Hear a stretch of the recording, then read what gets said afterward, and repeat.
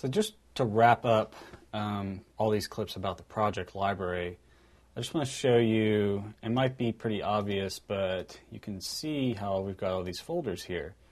And they're pretty similar to our actual items. Our item is the location, and of course we're going to have multiple locations. So the folders almost are the same as what the items are for the most part, but you can organize it however you see fit.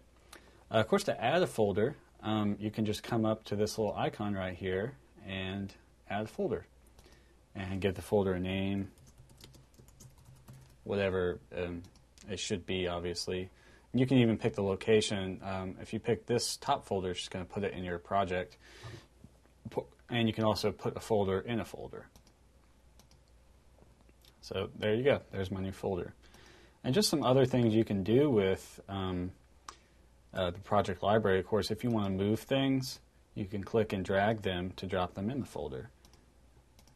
And I can even click and drag a folder to put it in a folder. And just hit this little down arrow to see what's in your folder, obviously.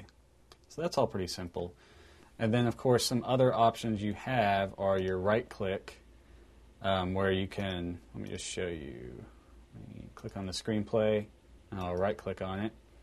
And then you've got just some regular items you would think you would always find in a right-click. Open item, a duplicate item, which might be kind of useful. Rename item, brings up a little pop-up box.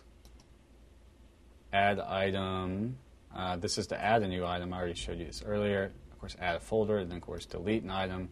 And it gives you a little pop-up. Are you sure you want to delete? Cancel. So that is your project library and all the different options for items that you can add, and of course adding folders and getting things organized. And that's the project library.